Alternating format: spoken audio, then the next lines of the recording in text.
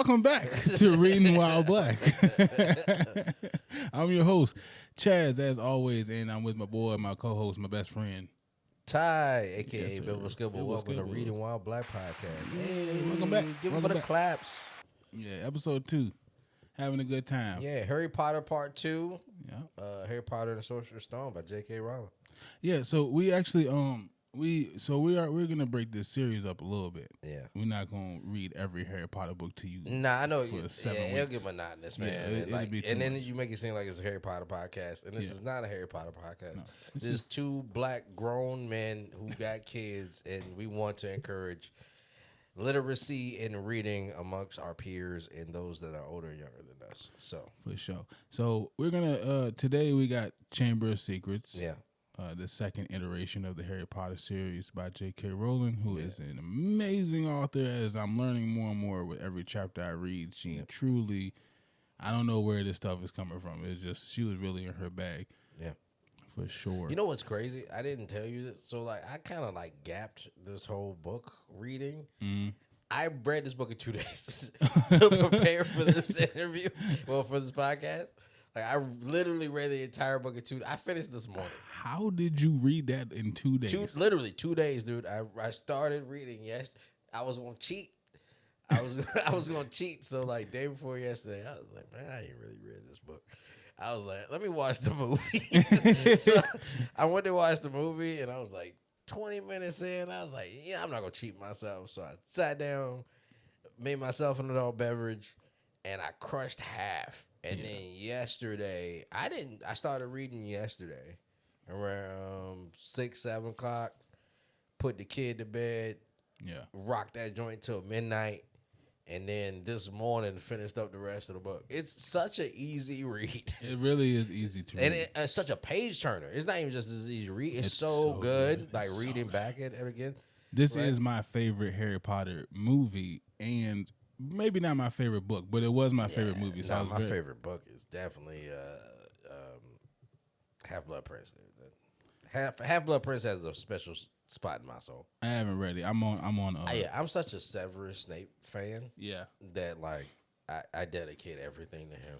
he got his own book, which is kind of cool. Without us knowing it was his book. Yeah, and I was like, good for you, bro. Yeah, still a bitch. Anyway, you still did some bitch shit. But anyway, so quick recap for everybody. Everybody knows we went. Book 1 last episode. Sorcerer's Stone, Philosopher's Stone, Sorcerer's Stone. I think I misquoted and said this one was Sorcerer's Stone. This is the Chamber of Secrets. So everybody knows what happened in Sorcerer's Stone. We're not going to recap too hard.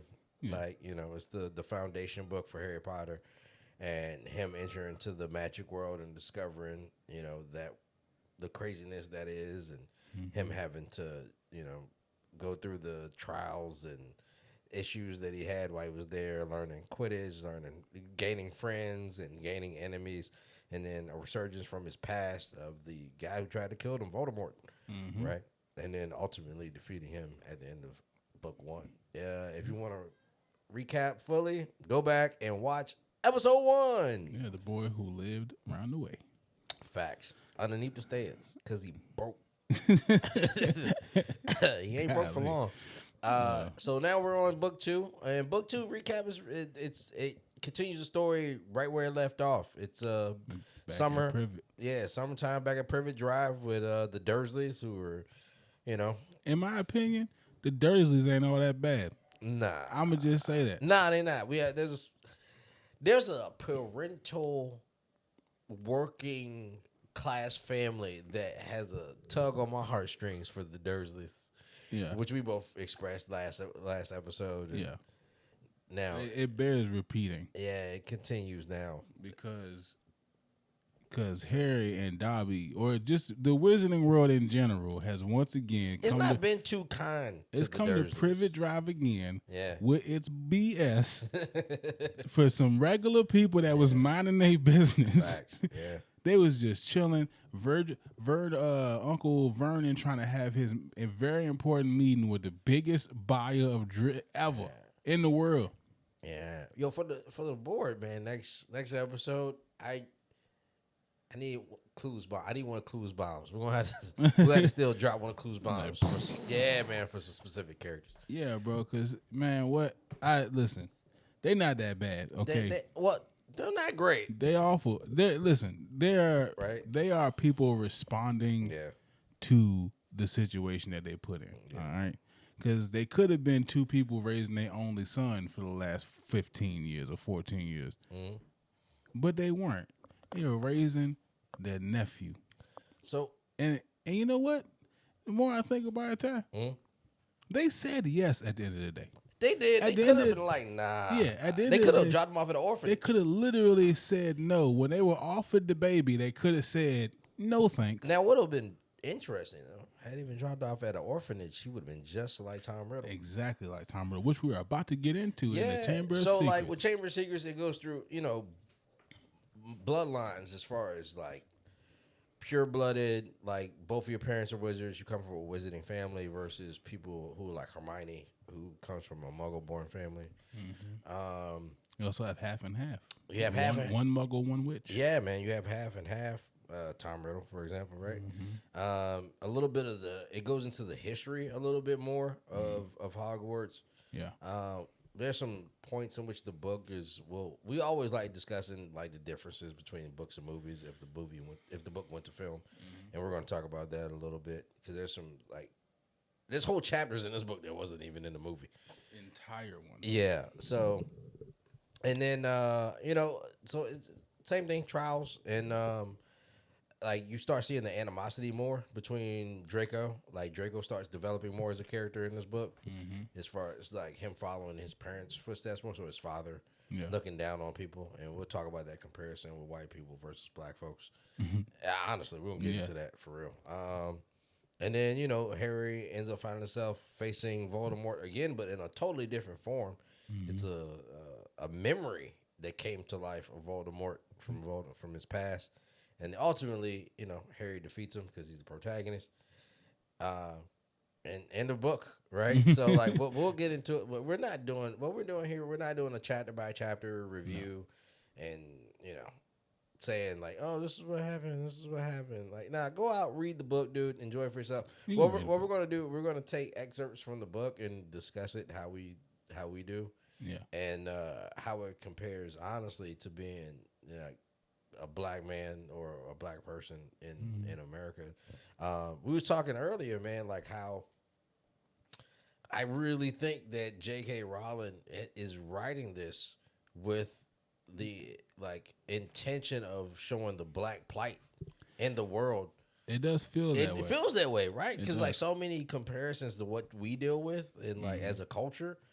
And what she's writing is opposed to like Harry Potter, Hermione, and all these people and their problems, and like Ron and his family dealing with like not feeling adequate enough due to finances, and it's pretty dope, man. Like I don't know if she's ever addressed this in an interview, but if she has, somebody please post it. If somebody ever asks that question, like, did you write this with the intention of it being a racial conversation, right? Like a racial bias. There's also obviously a classist bias, right? No matter, we even talked about this, dude. If we got I wish we would get rid of racism. I wish racism didn't exist. I really do. But no matter what, you will always have classism. You will always have people who feel like they're better than others. I'm of the opinion that, and you know this about me, but I'm of the opinion that there only is classism. There is all of the other isms don't exist because classism is actually the only real ism there is. Well, you want to know what? Historically, like, even though it's not a part of this book, man, I was reading this one thing and that I had to look up, and then it went along with the podcast when we talking about discussing race, and like went from like the 15th century, like medieval era. I'm assuming that's medieval era. Don't get me wrong, I'm not a historian, but it was the monarchy trying to get the hearts and minds of the poor whites on their side so that they wouldn't team up with all the other poor people to go against them. Exactly. So they like, well, you're white and we're white, and I understand we doing better than you, but you ain't them. At least not them. You ain't them. So like, you should be on our side. Right. so that you ain't, you know. Which is why I say classism is the only. Yeah, for sure. Because every other ism you've ever heard of is only exists to fuel the classism, because it's really just like, we're rich. We want to stay rich. The only way we can stay rich is if we keep a certain amount of people not rich. The only way to keep a certain amount of people not rich without people shooting separated. them. Well, the only way to do it without killing them or like completely telling them, put them at odds against each other. yeah, you got to make, you have to create social situations that do it for you. Like the whole idea of like everything that everybody knows this, right? Go to school, go to college, get a job, right? Everybody knows that because we were indoctrinated to know that since we were little, our whole entire lives, because generations and generations and generations before us got indoctrinated, and they were told that so much that it just became a part of life. Yeah, but the school system was developed by the rich, wealthy people to create more workers. Yes, exactly. It was literally to feed their factory so they could make more money. They wanted to create more employees, not empower you. But they didn't tell you that. They told people this is the system, and it used to work, which is why people were cool with it, because you used to be able to, if I could buy 2 cars and a house, and I can go on vacation once, maybe even twice a year if I'm like kind of up there a little bit. If I got a little management position, I might be able to go on 2. I might be able to do something for Christmas and something. Up until recently, dude, during our lifetime, right? Like, 'cause during our, like, when we were young, like, that was it. Like, you had a middle class, and like people was able to, you know, middle class used to exist. Yeah, you know, and then your parents work hard, and you know you got decent school clothes, and you know you can go on that vacation. Maybe not like to another country, but we're going to the beach for a long weekend.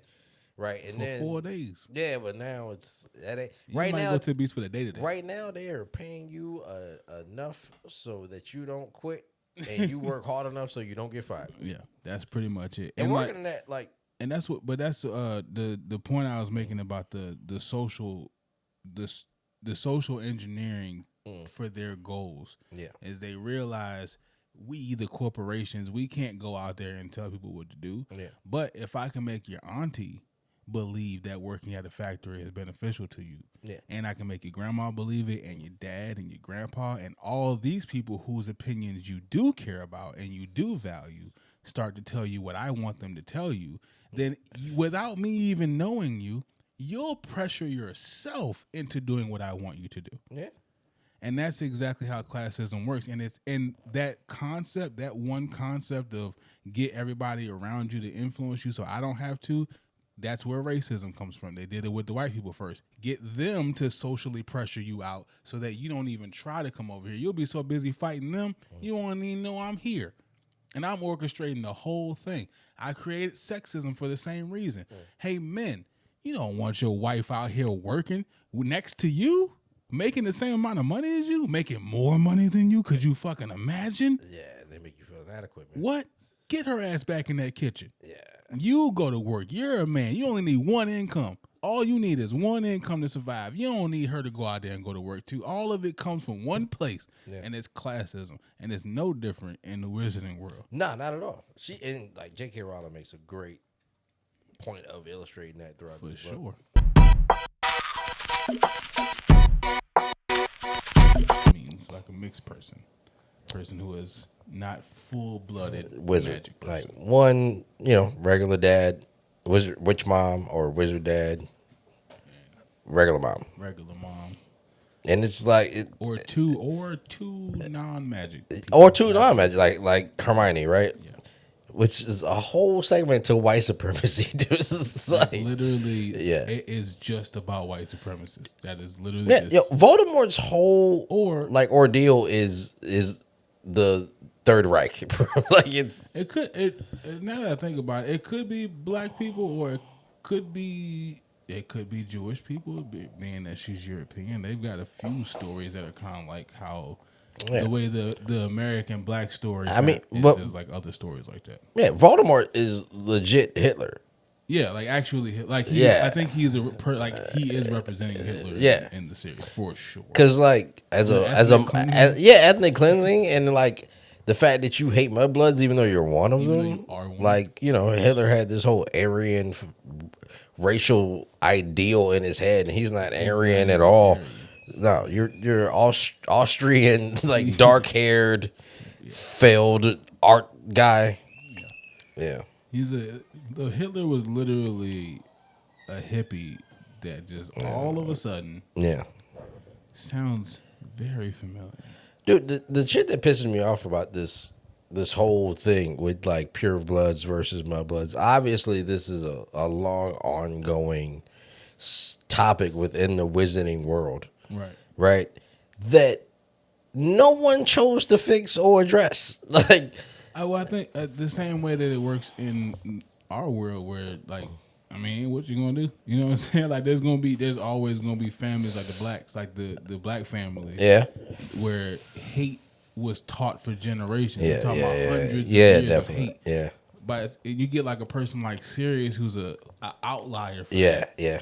But like their whole entire family, like how do you combat that? These people are having kid after kid after kid. Yeah. They're teaching the fucking house elves how to be racist. Like the house elf walking around talking shit to people like, Yo. you fuck them filthy mud blood like Stanley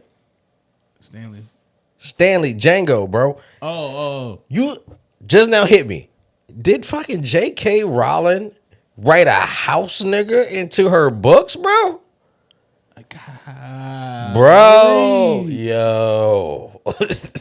Yo. Yo. Creature literally is a house nigga. Hey, JK. Holla at us, shout out to we didn't know you wanted to come to the cookout. We thought you was over there. You wanted to be over here. Facts, bro. Yo, I just realized that. Yo. Who you know? Who you be talking to? Because that's an American societal thing. Like a very American thing. That like y'all ain't have house niggas in Europe. I mean, maybe. I don't. Maybe. I don't know. I don't know European history like that. I don't know what y'all got going on over there. But dude, the fact that she wrote that is kind of crazy. That is wild. Yeah, this boot licking house elf, creature. That's like yo, and like that's how deep that goes. Yeah, facts. And that's how it is in the real world too. Is like how do you combat that? It's so hard to get. And then there's people that don't want to hear it. They don't care. Nah, and they never gonna want to. They just built an entire whites only town. By the way, congratulations. I'm happy for you. I hope you thrive in your whites only neighborhood. Please do not come back. I mean, this is, we go on our tangents and whatnot, man. Like, I feel like this is a good time for us to, I'm gonna talk to the YNs, right? Like for a minute, as far as authenticity and purity versus impurity, right? It goes along the same lines. Dude, like, when we were going to school, if you wore fake shit, people roasted you for it, and like you got on fake Jordans or fake Air Forces that you got from the flea market and shit, and everybody's going on like this authentic Louis and Gucci and shit. Yo, all y'all are kids. All none of y'all barely can afford half this shit yourself, and your parents is struggling. Dude, no one cares, bro. Like, it's all made in the same factory, bro. Like, I'm gonna tell you like this. I'm a sneakerhead through and through, and I don't buy fake sneakers. But if I chose to, and you say something to me, I'm a grown ass man. I'll punch you in your shit. Like, yo, like I paid for this. Who cares? It came from the same factory. I swear to God, I'll beat up a kid. I'm a kid size. I'll shave my beard, bro. 21 Jump Street out this bitch, yo. I ain't arresting nobody. I'm just beating ass, bro. Like I'm 5'3". I'm kid size. I'm kid size. I'll shave his beard and put in work. Hey, that's hilarious. And I holler at your mama. What's up, man? Like, we do not condone violence on the radio. No, it's just the point. Like, people are so concerned over, like, it's the classism shit, dude. Like, this system is so crazy. Like, you set up this whole thing for broke people to keep buying this BS to make them feel like they're valuable and they're worthy. When it's all made in the same BS factories, it's all the same quality. Nothing's better than the other. Nothing's more pure than the other. If you feel comfortable, wear it, bro. If you like the way it looks to you, buy that shit. I'm not gonna judge you. And by the way, if you think kids is roasting you, I guarantee you 95% of you will not be friends with anybody that you talk to in high school, and half of that of college. Yeah. Wear what you want to wear. Buy what you want to buy, dude. No one can tell the difference between a Walmart t-shirt and a Balenciaga t-shirt with no labels on it. I got a compliment on my watch yesterday. I spent $15 at Walmart. Bro, like, I was talking about these shades. Yeah. Oh yeah, the glasses. Yo, these You shades. was just talking about. Yo, if you see, I'm gonna throw these shades on. Right. Let me throw these shades on. All right. If you look at these are Wayfarers Ray-Bans. Right. Same silver dots right here on the arms. Same plastic frame, polarized lenses. These are from Wawa gas station. They cost me $13 and they work amazingly. I drove all the way from Richmond to Atlanta and it protected my eyes from that brutal sunlight. The whole time. I will rock these till their wheels fall off instead of paying, which these are Ray-Bans. My glasses are actual Ray-Bans.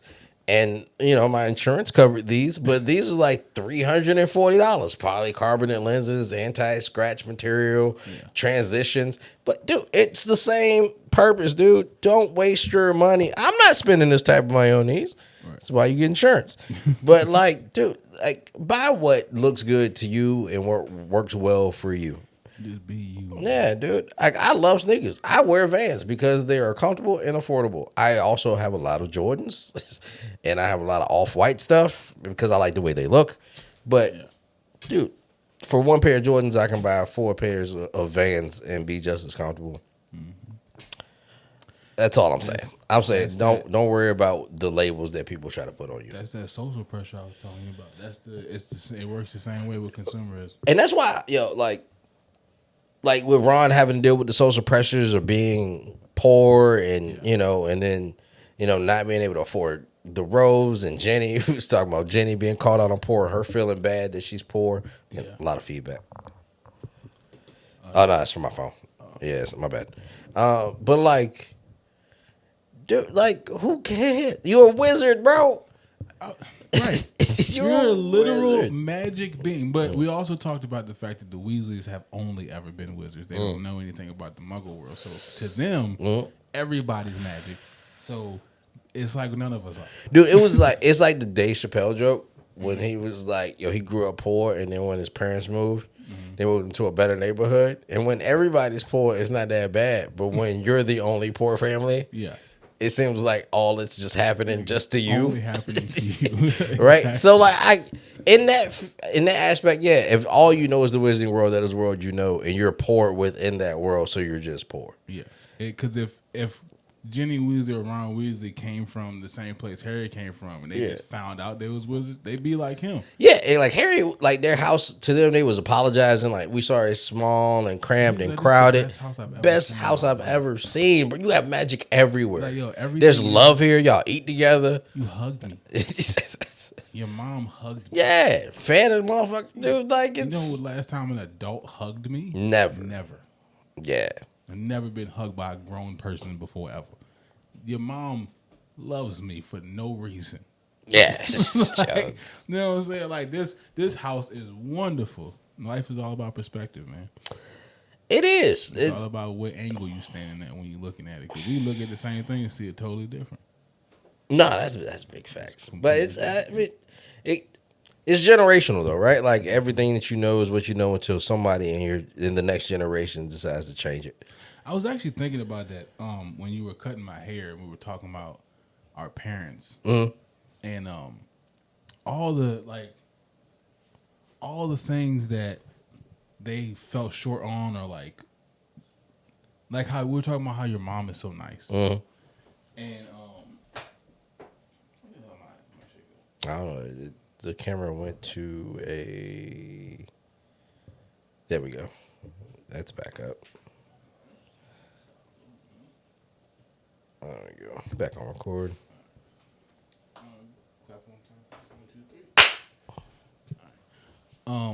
Your mom being so nice despite coming from a family that's a lot more aggressive and abrasive and not as sweet. You know what I'm saying? But then it turns into you, a person who is both nice and mean. Yeah, facts. At the same time. I'm just not overly nice. I won't play the victim. Yeah. And the more I think about it, did our parents do the best job of any generation there ever has been at raising children? Because, and let me tell you why I asked that question. There are so many people in our age bracket that actually think. Our brains work. We ask questions. Yeah. We created social media. social media exists and has the power it has today because our generation made it that way. And now social media is a weapon for us. It's a weapon for us everyday people. Because now you know what they used. You know what happened. So two people escaped from Auschwitz, or I think it might have been 5 people, but 2 people escaped from Auschwitz specifically that like went back to their home countries and told people what was going on because in 1940s you couldn't just get news from Germany if you lived in Texas. You couldn't even get news from Germany if you lived in the next country over. You know what I'm saying? Like they could have been killing people for years in Germany and nobody knows. That's what I was going along the same lines. Like I think it's because our parents are one of the first generations to have access to information, right? Even though at a smaller scale than we do now, like right now you're just overwhelmed, which is making people super like desensitized. Yeah. But like you had you could finally see other people living a life outside of your own, right? Because you had MTV back in the 80s, right? And then you got to see like Lives of the Rich and Famous, right? And Ed McMahon, and you saw that there was more possibility for you, and not to accept, like our parents were able to teach us, like not to accept what right? As like you go to Turkey, like one of the best haircuts I ever got in my life was from a Turkish dude while I was in Iraq. But like generationally, that is what your profession is, right? Like it's like, well, your dad was a barber, so you're going to be a barber. His dad was a barber, and there's no way you can move up in this class system. There's no thinking outside that you can do more. Right. And same thing with the States, right? Like typically back in the day, if you was a farmer and your dad was a farmer and his dad was a farmer, and if you were a plumber and your dad, he taught you the trade, and and then and I feel like like starting from the 60s during like the psychedelics, man, like when the psychedelics started hitting and people started thinking like esoterically and start seeing a deeper consciousness and realizing what was out there, right? Like think about like the music, right? As a musician yourself, listen to music from the 50s and listen to music from the 60s, bro. Very different. Very different. Like it's night and day. And I really think that has all contributed to, because we're clearly the most informed generation of all time. No, we are. There's never been in human history a set of living people with more access to information than us right now. No, this is the best time to be alive, for sure. We really created that, and I feel like we also use that information so much better than they do, and we learn from their mistakes so much. Yeah, because it's like being parented by a person from the late 60s and early 70s is like being parented from a person that's stuck in a box but really loves you. And it's like they're stuck inside of a cage and they never want you to be in the cage. Bro, it's great. Glad you brought this up, right? It's kind of crazy how this just flowed into the second segment of my notes. Yeah. As far as like secrets and silent monsters, especially in the black community. Yeah. Right? Like Chamber of Secrets is a metaphor, like dark shit hiding until it erupts. Yeah, let's stop that generationally, especially in a black household, for these generational secrets and curses. Yeah. Hey man, everybody know that your uncle is the nigga that be touching people, bro. Stop. Yeah. Stop that. Stop it. Yeah, bro. Just like you have to address these. Yeah, things. Like I know your dad didn't hug. Like for example, me and my dad, right? Like I didn't grow up with my pops like that, and now we have like a really good talking relationship. But like my dad and his dad, like there was this thing of like, yeah, I'm not gonna hug you and tell you everything's gonna be okay. And I get it. Like preparing them to be hard for a hard world, which is fine. Like I'm hard because of that. But I hug my son and talk to my kid, like all my kids, like my sons, both my sons and my daughter, bro. Like even my stepson, dude. Like nah, I'm gonna hug on you and love on you and let you know, like yo, this is dope here. Like stop that generational bullshit. Like yo, you can't kiss your son and hug your son and love on your kids, bro. Especially sons. We are that, but that's my point I'm making. Yeah, that's what I'm saying. I think that the reason why we're like that is because of them. It really does feel like I got raised by a kid that just wanted everything that I became, and like I started like hugging my kids, kissing my kids, telling them I love them, I'm proud of them all the time. They have these mental blocks. That's why I say it's like they're in a cage. Yeah, they can't get past what they know, but they know they shouldn't be in the cage. Yeah, so they're talking to you outside the cage to tell you. Dude, I had a moment yesterday. Friday night, right? So like, I thought it was dope. I was apprehensive at first because like generation, like my dad and my mom never talk, especially including me, right? And then my son's 14, so he's going through that 14-year-old issues and problems and stuff. So like his mom and his stepdad came to the crib Friday night, bro. Like, and like I don't really like her too. You know what I'm saying? We're not together. Like I don't hate her, but like we ain't together. So obviously there's that going to be that contention with me and the mother of my son, right? Or the baby mama phrase. So, but like we had a like 3-hour conversation between the three of us, and like there was points of contention in there in which like I was feeling some type of way on how they was talking to me, and then they was feeling some type of way on how I was talking to them and responding. But then we came to like this nice like agreement at like toward the end, like, yo, nah, we're doing this to co-parent this kid together so that all of our decisions are for his benefit and not of our own. Right. And like it goes back to your point in which our generation is now different. Cause that should never happen with my parents. Like it's like, yo, we meeting here and we're gonna drop this kid off and I'll see you in 3 or 4 weeks. Yeah. Like with me and my mom, right? Like I stayed the summers with my dad. They meet in South Carolina and drop me off. And they didn't even have a discussion. Yeah, they don't talk. No, dude, even when I went through my teenage stuff and I was out there being wild and they ain't never come together and like, yo, like what's best? You're right. As far as like how we gonna fix this? Yeah, like does he live with you? Does he live with me? Nah, it was always this power struggle. And it's that instead of like, no, like it's the kid that's gonna deal with this, dude. Like, and we just like I'd rather my son be comfortable, right, coming to somebody. If you can't go nowhere. Yeah, you have someone in your circle, and like as many people as love you and care about you. You got somebody that you can talk to, because like yo, it's crazy out here. Like you can like.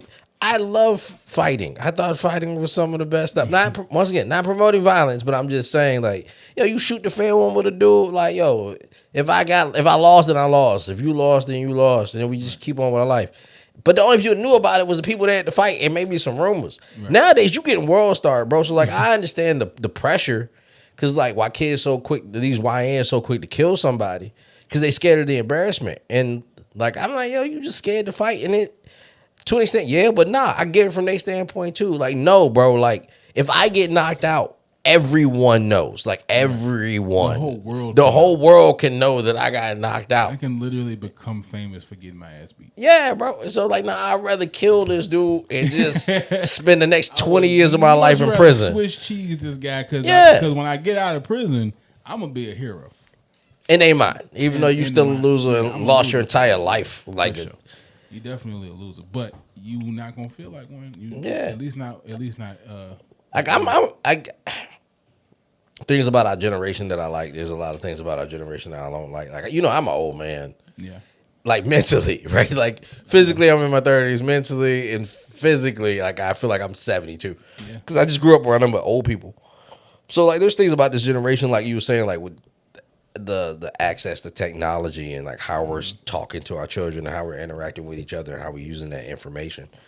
Yeah. I love. Now there's certain things about our generation I don't like. Like I still feel like half y'all soft as baby shit. Like stop letting stuff bother you so much. Yeah.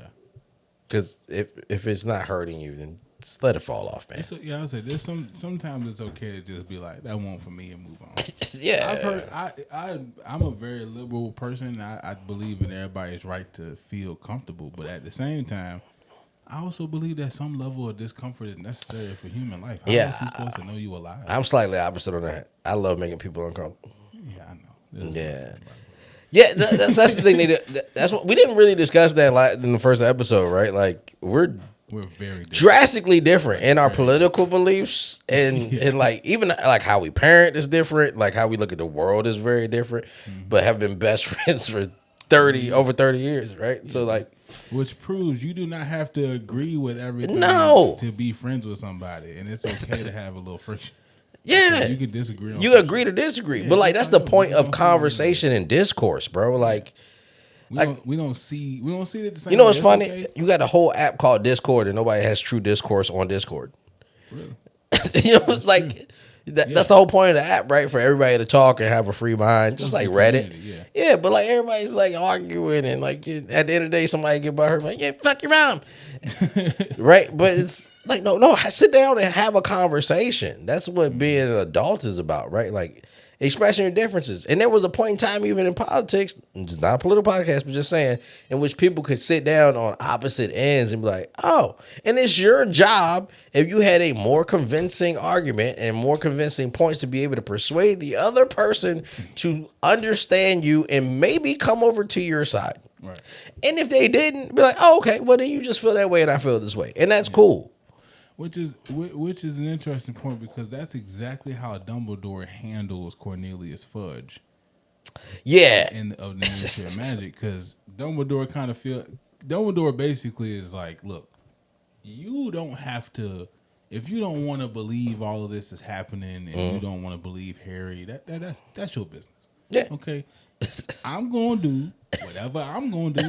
You do whatever you gonna do. If Cornelius Fudge, and I'm jumping ahead a little bit, but I do want to. It's great. I do want to establish how this fits into the whole story of Harry Potter, because Cornelius Fudge says, "Well, you not gonna like do nothing crazy, are you?"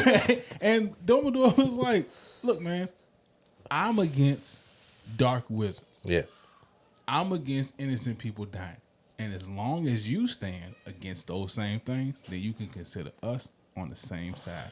I said, Dumbledore, that was the most gangster shit I ever heard, because you really threatened that nigga without threatening. You really told him to his face, like, as long as you against my ops, then I'm with you. Then I'm with you. If not. But if you ever find yourself over there, just know. Yeah. Whatever you think, you can get all the smoke. You're gonna get everything I got for you. And just letting you know, I'm letting you know that right now without saying it. That like, just don't ever watch yourself now. Don't you ever cross that line. As long as you don't got to worry about what I'm doing. Yeah. As long as you ain't got to agree with what I'm doing. Yeah. You ain't got to worry about it. As long as you over here, nothing I do will ever hurt you. Yeah. But if you ever cross over that way, you got to feel it. I don't know what to tell you. I don't know what to tell you. And that was some gangster shit. Well, let's talk about the other generation, like going into this other segment, talking about fraud game. And with these kids now fronting on the front that's on IG. And everybody, you know what's crazy about Instagram and TikTok and all that? Where everybody fronting on the fake private jets and the designer stuff. And then like, what's even crazy to me is like these, like especially in LA and Miami, like when we were in our 20s, right? Before we was like with the kids and stuff and we was chilling. It's like niggas would buy a condo, an apartment in LA. It'd be like 6 of them and they split it, which is smart monetarily. But then they'll like buy or rent like a Lamborghini and then like a luxury watch, like a Patek Philippe or Audemars Piguet, right? And then like Tuesday you get to watch in the car. Wednesday I get to watch in the car. That's what they doing, bro. Like that's literally what these guys, these influencers, that's what they doing out here. If you're doing that, you got to stop. You're Gilda Ward Lockhart. That's the reason why I'm pointing. You're Gilda Ward Lockhart. Yeah, faking the funk. I mean, just faking it all. It can't make it and fake it. Just faking it can't make it. Dude, if you can't afford it, then don't do it. Like if you can't actually fight mountain trolls, don't. I got a question. Like speaking to the kids, I'm just curious. All right, cool. Y'all all live together. It's 4 y'all live together in this 4-bedroom apartment that costs $5,000, $6,000 a month. Cool. Y'all split it. Not a problem. In my mind, frugal. That's smart. All right. Then you rent the car, the watch, and y'all switch off. Let's say you get what you looking for and you pull this baddie, right? What happens on Thursday? When the car not when the car not there and the watch ain't there, and then she wake up and there's 4 niggas in the kitchen, and they underwear. Like, is she like, what happened to the? Yeah, I'm gonna need you to Uber because like I can't put that many miles on the Lambo. It's not my turn with the Lambo. Yeah, bro. Cool. If you're trying to smash joint for the night and it's over, whatever, right? Lie. Like, we've all done it. But like, if you really trying to hold on to this joint, now you done entered into the relationship with bullshit. Right. once again, be yourself, dude. Like nobody's gonna. If Gilderoy never like, so Gilderoy Lockhart, if you haven't read, that's actually my first point on here is that Gilderoy Lockhart is the worst motherfucker. yo, bro, we was talking about he was the first IG influencer before there was IG influencers. So Gilderoy Lockhart is the second year Defense Against Dark Arts teacher.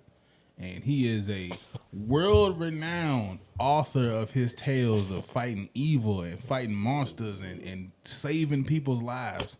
And he becomes the Defense Against Dark Arts teacher. And turns out that Gilderoy Lockhart didn't do none of that shit. He took experiences other wizards told him about. He was like, yo, he looked horrible. He had a scar on his face. He don't look good in front of the camera. Yeah. So I'm gonna say I did it, and niggas good at memory charms. Yeah, but gave niggas amnesia. So what he actually was good at was really good memory charms. That was actually the only thing he had skill at, and writing stories that other people told him. And yeah, he put memory charms. People said they would forget their own story, and so he could tell their story, but as him being the one that did it. And that's why my very first note on this book is that Gilderoy Lockhart is the worst, and I hate him. And if you're an influencer sharing a watch with 5 other men, I hate you too. Yeah, facts. Hate yourself. You should hate yourself, dude. If you don't get you, I'm gonna tell you, I was a watch guy for a long time. As you can see, I don't wear jewelry now, but I'm still a huge fan of watches. Dude, if you want a quality, go get you a Citizen Ego Drive. It works off of solar. It never dies. You don't have to wind it.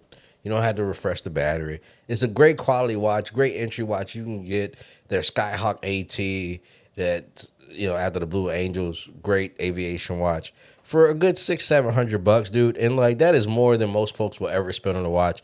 It will last you a lifetime. Pass it down to your son until you can afford the Rolex, date just or your day date. Until you, I mean, that's an entry level. So you get you like an entry level, like, date just. You can find like an older model for like used, like $3,000-4,000, maybe $5,000. Like if you're gonna with papers and everything, like if you're getting with papers, probably like $6,000-7,000.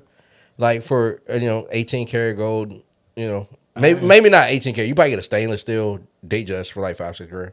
I asked Ty that question so y'all could see what flavor autism he had.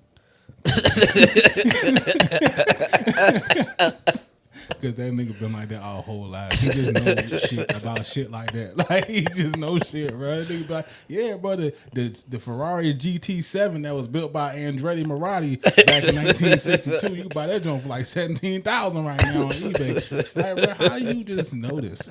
Like, and it's just stuff that's nonstop stuff like that. And I'm just like, where are you keeping all this? Because you forgot your mother's name one time. Yeah, facts. There was a time where I said Ty's mother's name to him, and he was like, who?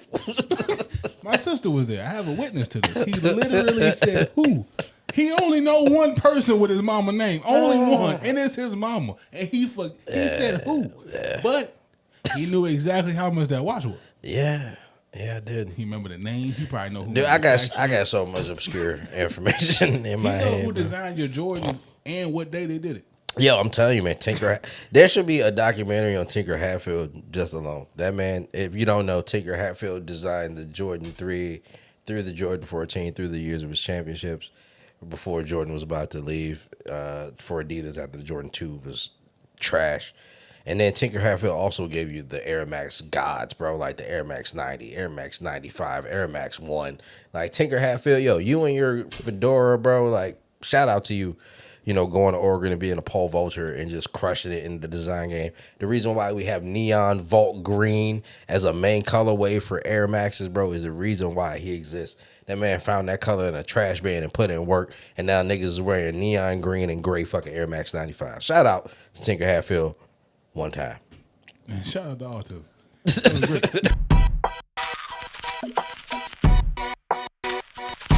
Yeah. Speaking of Gilderoy, my bad with the headphones.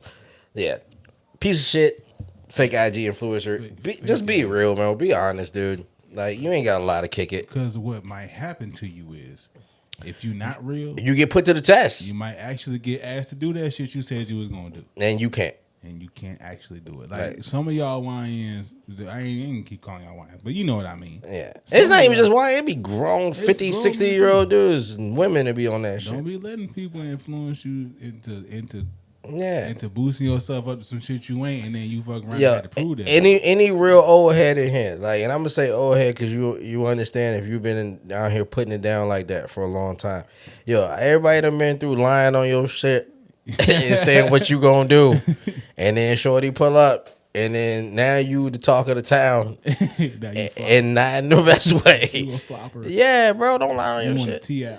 Yeah, if anything, downplay. Like, yo, Undersell, over deliver. Yeah, undersell, over deliver. Manage expectations. Yeah, bro. I manage expectations with my kids all the time. No, we are not going to Disney World. Daddy cannot afford it. I'm not gonna lie to you like my dad did to me and say we going to Disney and never go. Man, I went to Disney every week. If you ask my dad, ask my dad, we going next week. I ain't been to Florida. I ain't even been to Florida one time. Stop lying to your kids. Yeah, bro. Hey, get a red light card. You piece of shit. What a terrible human being. And I know Dumbledore knew he was lying. So I'm trying to figure out. Yo, the whole time I realized that. He was like, really? Out, like the fact that Dumbledore there, he was like, he didn't believe nothing he was saying. Like in the whole entire book, she's describing Dumbledore's facial expressions and the tone in which he's asking them questions. Like, this sounds like a nigga that don't believe. Like, why did you hire this nigga? That was my question. I think Dumbledore had to know something that we didn't know, or he like. But he served no purpose. He literally didn't need to be there. Yeah, he really didn't. If Gilderoy Lockhart wasn't in the book at all, nothing would have changed. Everything would have been exactly the same. Does he do anything to get them in the chamber? I don't No. think he does. He doesn't. He ends up in there with them. He just ends up being the patsy, like, not really patsy. He ends up being like the test dummy when they shove him down the tube. Oh yeah. Like, oh, he's still alive. All right, well, he ain't dead, so I guess we good. That was about what he was good for. Yeah. The only thing that was, I guess, I wouldn't say critical, but it becomes critical later with like Harry's development as a great wizard as far as like dark defense against the dark arts, is like him introducing him to dueling. Oh yeah, Gilderoy Lockhart introduced dueling. He did. I'll give him that. He did. He was the first teacher to like actually have them duel and like really practice that shit. So yeah, I guess you got that going for you. But goodness, even though he was trash at that too, he got worked by Severus. Snape smoked him because he's not a good wizard. He's not a good wizard. He's basically Reed the Skeeter. Yeah. Speaking of dueling, bro, Hogwarts. I was talking about this is going to the next joint, man. Like, it's just, that place is just not a safe place for children. I disrespected Reed the Skeeter. Reed the Skeeter is a real nigga, but she's fake. She's a fake. The journalist? Yeah, she's fake. But I compare her to Gilderoy Lockhart, and I can't do that because Gilderoy Lockhart is a full blown. Rita Skeeter doesn't come in until book 4. I know. But what I'm saying is like all he does is write stories. He doesn't actually live the stories. Yeah. And kind of like Rita Skeeter only writes stories. She don't really live the story that she writes. From a skewed. Her perspective is what really is going on, and she's not pretending it's her experience and anything. So I don't want to compare her to Gilderoy because Gilderoy is a straight up phony. Yeah. So anyway, as you were. Nah, I was just saying like how unsafe Hogwarts is. By the 3rd or 4th book, I kept saying to myself, why do they keep sending their children to this school? Yeah, bro. Like when the ministry was going to shut down the school in this book, I was totally with the ministry. Hey, man, we need to shut this bitch down. I think it's a good idea. But then the more I thought about it, I said, well, if the Dark Lord really is back or coming back, is the safest place for there to be 1,000 kids spread all over the country? Yeah. And like, or are they easier to protect when they're in one place that's designed to protect them? Nah, to me it sounds like a fatal funnel. It could go either way. Yeah, that's a fatal funnel. It could go either way because like, are you sending your children to a slaughterhouse, or are you sending them to the safest place they could be? Nah, I ain't gotta look for you. Like, I know where you at. It just made me wonder, like, what are all their parents doing? Because at a certain point, Voldemort is back, and he's out here. You know what's wild too? And they still send the kids to school. I mean, we're skipping ahead drastically by me making this comment. We can come back, but just take me where you going. Yeah, like the fact that the only person that literally prepared these children in school was Harry Potter. He's the only one that actually trained them. Yeah. You know what I'm saying? Like out of all this schooling, you got all 7 years of going to Hogwarts. Yeah. The only person that prepared them really was Harry Potter. To be fair, it had been 14 years since anybody ever needed to use these things. No, I get that, but that's like saying like I'm not going to teach you how to manage money because you're rich. Like you know what I'm saying? Like I'm not going to teach you advanced math because you don't look like an engineer to me. Well, how would I know if I wanted to be an engineer or not if I haven't taken advanced math? You get what I'm saying? Yeah. Like at a certain point, you don't have to. Yeah. Once you understand some of the knowledge, but some of the potions came in handy. I will say this. Some of the herbology came in. Well, Harry only knew how to train them. You know what's wild? The most complicated class at Hogwarts is Transfiguration. Yeah. And no student in the entire series transfigured. Did they even take up Transfiguration? Yes, they did for 3 years. Professor McGonagall is the Transfiguration teacher.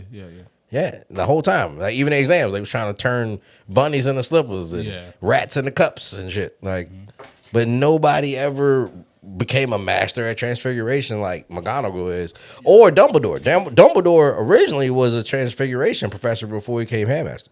Yeah, which we find out in this book. Yeah. We find out in this book that is... Which I did not know that. Dumbledore's job before he was headmaster, when he was just working at the school. He was the Professor McGonagall's job.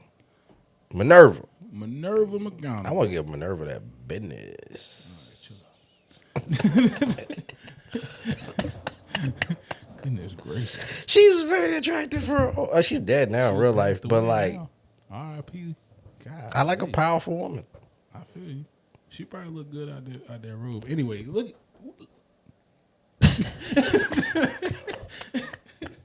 Moving on. All right.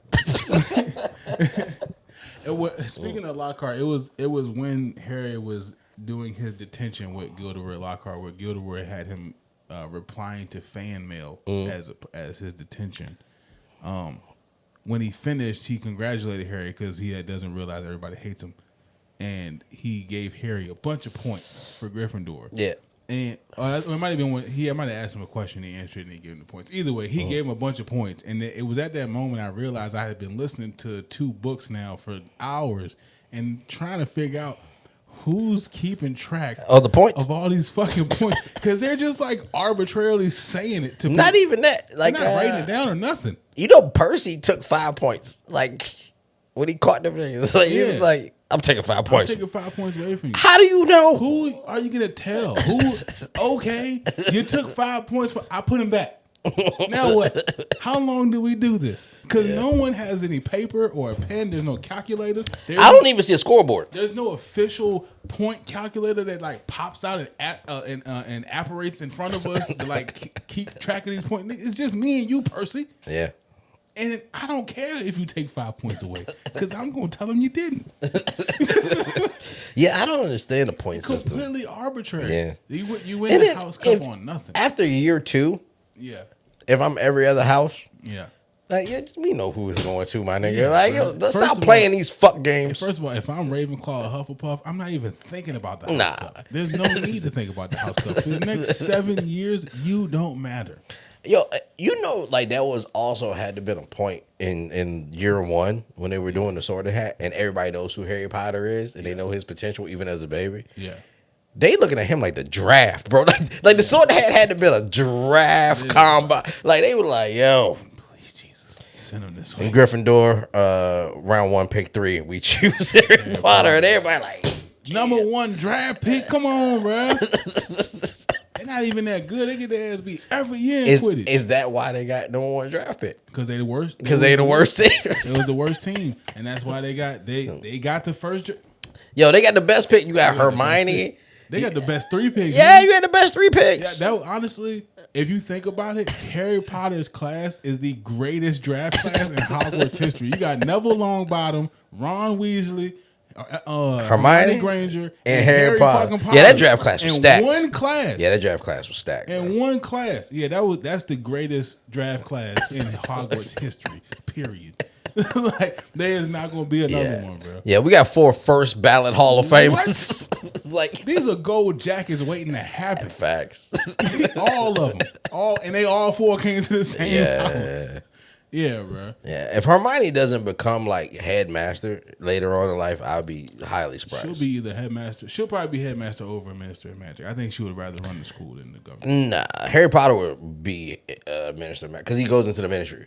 Yeah, he becomes an orator. Yeah, so it, like he him eventually go into politics. Yeah, off of that. I don't know. If I'd Ron, love to see a continuation. I think Ron is just gonna be like the Quidditch coach for Hogwarts. Like your wife is this all powerful wizard. He looks like a coach. And it's like I'll be the coach. Yeah, and we just win championships. We just gonna win all the Quidditch matches. Yeah, or he might even become a professional coach. Who knows? Yeah, because he really loves Quidditch. Big facts. Could you imagine, bro? Could you imagine LeBron coming to your school and smashing your girl in front of you? What? Dakota, get out of here. Could you imagine?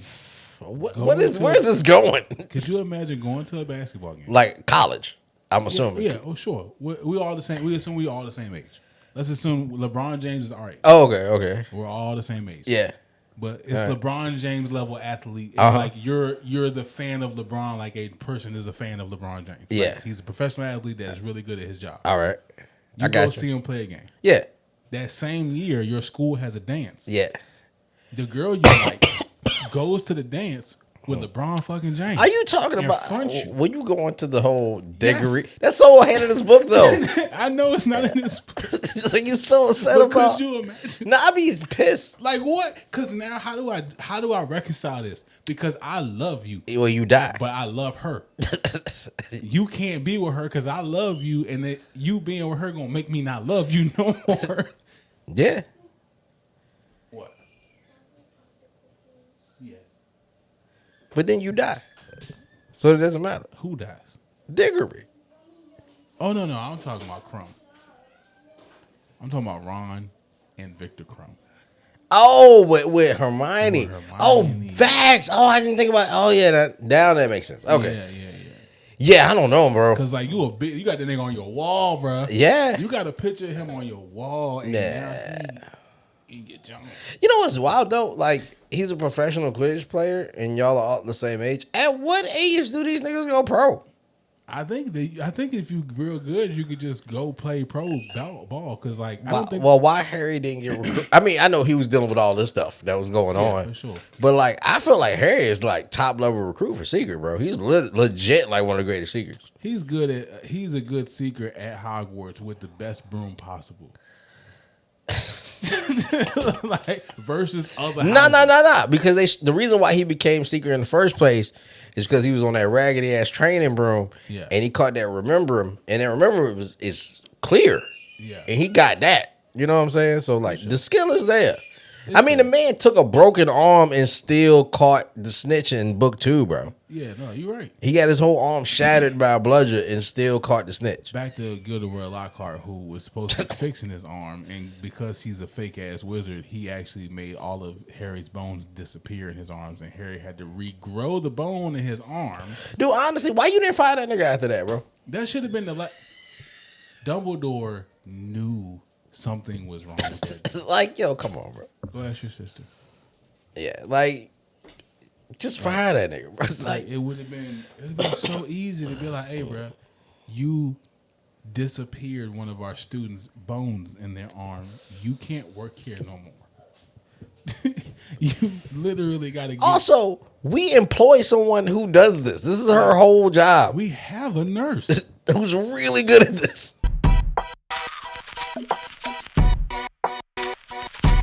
Oh, and Ron having to hate his hero. Yeah, that's a tough way to go. That's a tough way to go. Not gonna lie. I just imagine that Jalen Hurts just like took my girl. Like, bruh, you can't do this to me. Like, you cannot do this to me. You got to get out of here. Yeah. There's billions of people on the planet. Please get away from here. I don't want to hate you. I can't hate you. This team is a part of my personality. It is, especially for Ron, dude. Ron's oh my God, he's a diehard. It's part of fan. his life Yeah. to be a fan of Victor Crumb. Yeah. Anyway, book 4, we're gonna get into that. Or book whatever. Book 4. Book 4. Yeah. Yeah. Anyway. Back to Chambers. Yeah, I was looking at my notes, man, just looking at like gatekeeping. Like who controls magical knowledge. Yeah. And like why some spells are unforgivable. Speaking of unforgivable spells, it's not in the book, but in the movie, toward the end, after Harry sets Dobby free, Lucius Malfoy is about to hit Harry with the Avada Kedavra, bro. In the movie? Yeah. He was like, and then Dobby steps in. I was like, I know that curse. You about to kill us, nigga, for freeing your slave? He almost smoked them. I ain't gonna lie. Honestly, I get it. Like, bro, imagine I pulled up. When I got here, I had a servant that did everything for me. Yeah, and then I got to go home now and tell my wife we no longer our have house elf doesn't live here anymore because Harry Potter gave him a fucking sock. So now you got to wash the dishes. Yeah. I be. What are you talking about, bro? Stay out my house. Stay out grown folk business. Yeah. Man. Yeah, that's one of those. Yeah. Stay out grown folk business. Stay out bro. grown folk business, bro. Stay your ass in the child place. Don't ever come out here and do no shit like this again. I gotta find a new house elf now. Even though owning a slave is totally fucked. But still. Yeah. The house elves be happy sometimes though. Who? Exactly. House niggas. House niggas, bro. If you ask Ron Weasley say the house elves like being house elves. They happy to serve. But he don't know any better. He don't know. He don't have one. He don't got one. Yeah. He can't afford that. So from the outside looking in, it's like, man, you got somebody to do all the stuff around the house. Interesting point because there were poor white people during slavery that couldn't afford slaves. Yeah. They didn't stick up for the slaves either. And they didn't look out. They probably thought like Ron thinks. Yeah. Like the slaves they get fed. They go out there and work every day, and look how happy. But that was a major classism. That was a major point of contention during the Civil War, in which if you owned a certain amount of slaves, you could get the slaves to fight for you. Mm-hmm. In which some of the poorer people, even the poor slave owners, was like, well, I don't have that many slaves. I cannot conscribe them to serve in my stead. Right. So that's why they hated. These rich slave owners was like, what do you mean? Nah, bro. Yeah, bro. Even during a time where there was an entire race of people enslaved, there was still classism. Yeah, most definitely. And that's insane. It's the what about meism and the comparing yourself to other people is so human. Yeah. It's so natural that it literally during a time where y'all are the only ones free in the entire country, you're the only ones allowed to do anything. You're still fighting? Yeah. How is this? You have the advantage over everyone. Your wives can't speak, and your niggas can't do nothing. There's no Asians or Mexicans here yet. Oh, they are. They're not here for real. They're not in your neighborhood. Nah. The Asians are busy building the railroads. Yeah, and the Mexicans have not gotten to you yet. Nah. But it's just you and the niggas that you brought here, and you own them. Yeah. You killed off all the Native Americans. You killed anybody that would have opposed you, and you told the only people that are free are your wives, and you've told them they're not allowed to vote or think. Yeah. What are you fighting for? What a time. No, we didn't get to enjoy that part. No, I know that. It's just, I'm not saying what a time is something positive. I'm saying it's wild. What dude. a wild thing. Yeah, man. And then white men today would be like, there's no such thing as white privilege. Bitch, you had a 500-year head start where you didn't let nobody else do nothing. Yeah. I would say you're still probably benefiting from a half of 1,000 fucking years where you didn't allow. Imagine strapping everyone else in the world's leg to a fucking boulder and then running for 500 fucking years. You wanna know what? And then, hold on, Ty. I'm not done. Don't fuck up my clip. Let me finish this. I need to talk right to them fucking white people that they fucking face. And not all white people, just the white people that are hearing this and it's hurting your fucking feelings. Fuck you. What do you mean white privilege don't fucking exist, bitch? What do you mean? If you strapped every person in the world to a fucking rock for 500 years and ran for 500 years, how long do you think it would take once the shackle was broken for everyone else to catch up to you? I have the answer in case you didn't want to do the math. It's never, nigga. It's never. Unless you turn around and go back and wait for them to get to you and then y'all start the race over, there is no catching up. You gonna always have privilege, you stupid fuck. Anyway. Nah, I feel you. But black people, we run pretty fucking fast, so. Yeah, but we ain't never gonna run 500 years fast, nigga. Dude. Nah. Now when you got a head start that far, we catching up, but at the same time, it's like, hey, we trying to catch up, but the shit that y'all did 500 years ago is still kind of affecting us. So even when we get this far, we get stopped by this. And when we get this far, and the women are saying the same thing, the gays are saying the same thing. You done held us back for so long and didn't let us be a part of the world for so long that even though it looks like we're making progress, we still ain't nowhere near where you was 50 years ago. Nah, I get it. So unless you turn around and come back, that's what reparations are about. It's not about giving people free shit they didn't earn. It's about the fact that it's about acknowledging the fact that you had a run, that you got to run with nobody else. Your wives weren't even allowed to go to a bank and open a bank account without you 40 years ago.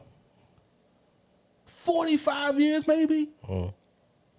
They just started letting women get bank accounts. I think it's like longer than 45 years ago. It's like the 70s, Ty. So 50 years? I would say probably to the 40s, 50s. It would. So when the reason why I say that is because of World War II specifically, because like when all the men went to war and the women had to work. But even then, they weren't able to go in there and actually open their accounts and get and write checks and shit. Not right away. Yeah, no, not That's something they had to fight for. Yeah, I would say in the 50s is when stuff started changing. We're not even 100 years past that time. Nah, we're 70. Right. Yeah. No, I get it's my grandmother's lifetime. Like literally, my grandma was alive and they couldn't. She couldn't. Nah, I feel you. She legally could not. Nah, get I get what you're saying. Until she was a grown woman with kids of her own, and that's my point. It's like that's less than 100 years ago, and like I said, you had a 500-year head start. This is what like in agreeing to what you're saying, right? Like it's why I'm fucking with this series, dude. And the reason why I was like, J.K. Rowling's definitely invited to the cookout, and the reason why I say that is because like despite the privilege, the white privilege that exists, right? Whenever you give like black people or oppressed people an opportunity to shine, we will show you how fucking dope we are. Yeah. And had you not had that privilege, motherfucker, we be winning. Because like even in the book, despite like you have these magical pure blood families and you've known magic your whole fucking life, you got a chick like Hermione who was muggle born, who's never known magic prior to last year, who was beating all your fucking ass. And everything. And everything. Everything. Once she had the opportunity to know it. She's better than all your kids at everything. You know what I'm saying? Like, so when you give black people an opportunity to win, we will show the fuck out and be like, hey, man, just so you know. Yeah. If you had any question as to who would win this shit. And you know what? That's why they won't restart the race. That's why they won't come back. And let's fight a fair fight. Fight for it. If you really superior to me, show me you superior to me and beat me for real. Come back, reset the clock to 0, reset the score back to 0. Let's start all the way over. And let's see if you really superior race. It's not. That's the thing about like this fallacy of superiority, right? Like exist. It doesn't, dude. Like, despite what we're saying, like in the spirit of the conversation and like it being an emotional topic, it's not that like a hate thing. No, dude. It's just like motherfucker, give us a shot. It's not hate. It's frustration. Yeah, it's not hate. Exactly. It's not hate. It's frustration, dude. Yeah, bro, like I don't dislike you. I just feel like you fucked up. I feel like I don't dislike you, but I feel like if you can't fathom what I'm saying to you right now, if you truly don't understand, you part of the problem. You are part of the issue, and it's because a lot of times they hear the word privilege, and the first thing they think of is money, and they associate I don't have any money, and neither do you. So how am I privileged over you? Well, the difference is, Connor, is that if I go to work with dreads, they're gonna ask me to cut my hair. That's how the hair just grows out of my head. Connor, you've woken up every day of your life and you've never even had to think about it. Dude, That's not a thought that you've ever had to have. You have literally never had that thought before I say it to you. And those are the kind of micro racism, the microaggressions throughout the world that exist that we're talking about. It's not money. Yes, we're all poor. We can get to that later. like it's so like recently, you're not really tracking military shit at all, but like they just signed that like they're kicking out people who have shaven profiles, right? And like I would say over 95% of everybody in the military that's ever have a shaven profile is black. And the reason why we have shaven profiles is because we get hair bumps because our hair curls, right? And that's what causes hair bumps, right? You go over the 3 layers of dermis using a razor, hair grows underneath the skin, skin heals faster than the hair can grow. You get bumps, and that shit is fucking painful, and it's irritating, and it sucks. So a huge inconvenience.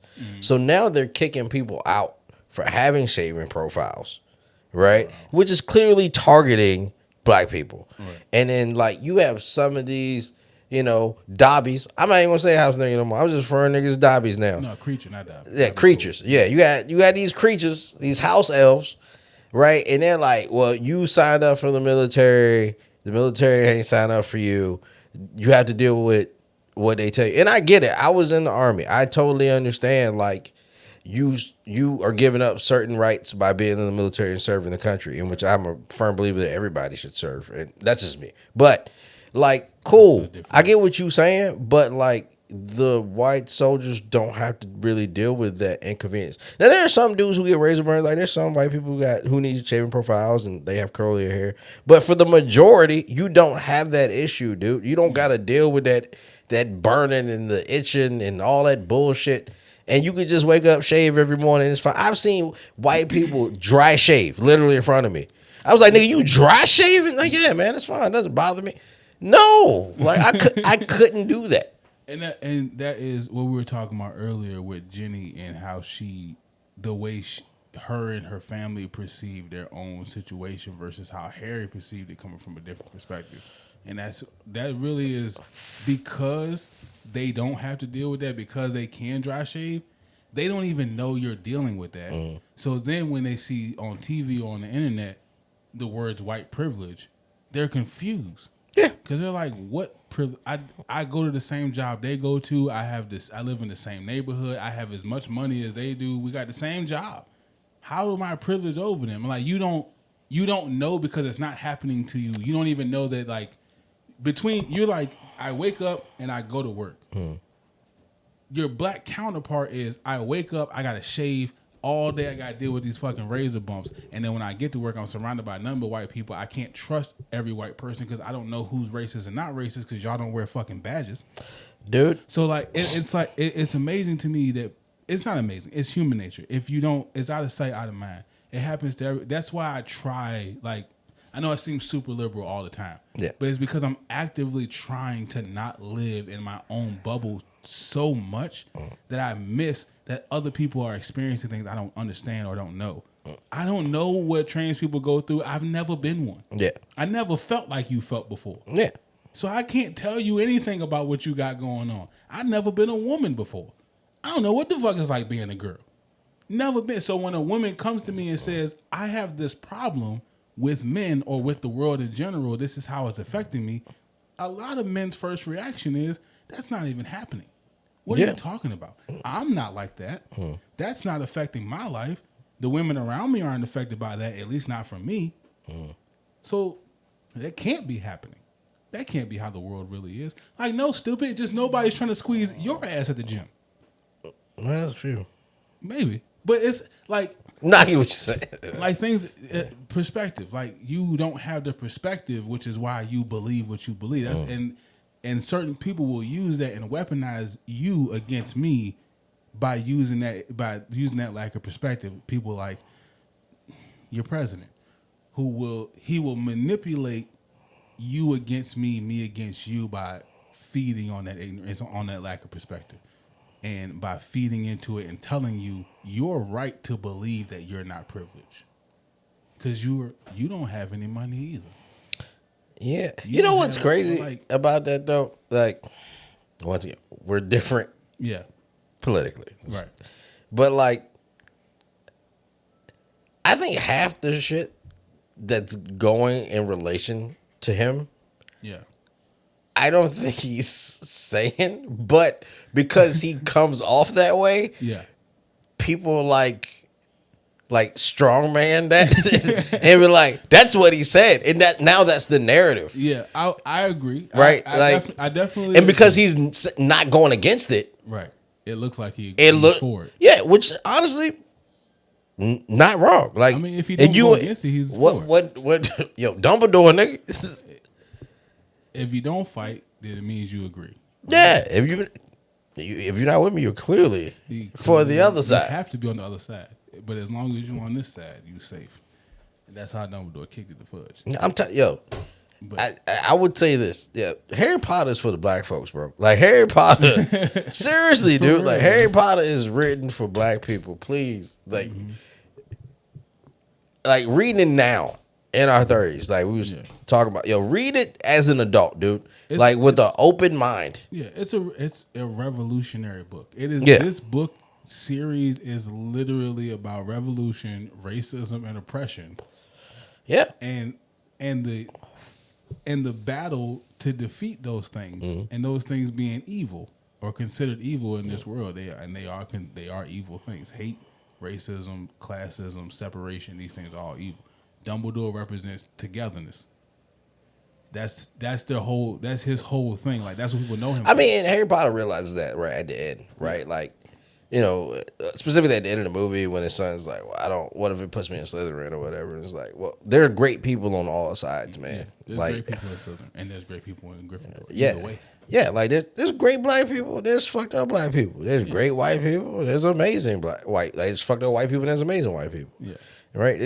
It's what you choose, man. At the end of the day, that's Dumbledore's whole. And in this book, matter of fact, is where he really drives that message home. When he tells Harry, like, and I know he told him a little bit at the end of the book. Yeah. At the end of the first book, but this book, Harry starts to really feel the similarities because this is the first between him and Voldemort. Because this is the first time we're really learning anything about Voldemort's backstory. In the first book, he's just a villain. We just know he's an evil entity that wants to kill Harry. Yeah. But we don't know anything about him. In book 2, he gets a personality. He gets a story. And as we learn more about his story, Harry starts to see all these similarities between him and Voldemort, and he starts to become worried that what if he's on the same path? What if he's moving towards it and doesn't know it yet? Did Voldemort always know he was going to be Voldemort, or was at one point he was innocent Tom Riddle, just like Harry Potter, just a young wizard? He was trying to learn. It's a matter of choices, bro. And Dumbledore drives that home when Harry brings that to him. Yeah, because Harry was, Voldemort, before he became Voldemort, Tom Riddle, he was head boy. Yeah, number 1 in your class. Was he a prefect? Hold on, I can't remember if they said he was a prefect. He was a prefect for Slytherin. Oh, word. Yeah, he was he was like a top student. Yeah, he was prefect for Slytherin, and he was head boy. It's like you're literally number 1 guy. Number 1, yeah, he was head boy. Yeah, like you literally surpassed like all other students. Yeah, and it was just choices. Like, you grew up in an orphanage, didn't know your family, like didn't know your parents, and it was like, and what he did know about his parents, because he associated him being in the orphanage and how hard that must have been. Yeah, because his dad was a muggle. Father. Yeah, and his dad left his mom because she was a witch. And she died, and made him an orphan. So like, he blames whatever he dealt with in the orphanage, however hard it was being in the orphanage. All of that got aimed at his dad, who was a muggle, which then led to hate for all muggles. Yeah, this is what, once again, I don't understand racism. That's how it usually works. No, it's just like, the part about racism, specifically in America, in this day and age, right, that I don't get is like, how are you racist if you watch sports? Like, you can't say fuck black people on Tuesday and then on Sunday You watching the Bills? You know what I'm saying? Like you watching Philly, bro. Like Yeah. and like yo go nah. Like you can't don't pick and choose when it's convenient for you. So from what I've seen in comment sections, I've seen somebody ask this question before in a Facebook comment, and the person like basically I can't remember exactly what they said, but the gist of it was like they like niggas to entertain them. No, I get it. Like they'll watch us play football all day long. They just don't want us to live in their neighborhood to date their daughter. Yeah, that's wild, bro. That's a wild thought.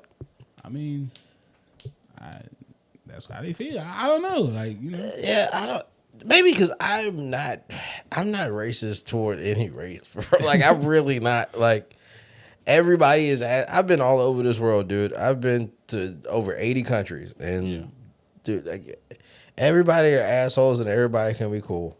Yeah. Right. It's just like all religions, bro. Like I respect all religions because, like, at the consensus of the day, don't be a dick. Yeah. Like you know. That's like, pretty much the gist of all religion. Yeah. Like, be nice to everybody. Be nice, bro. Don't be mean. Yeah, stop being mean to people. That's really, and you know what's funny? Religious people are the meanest people, bro.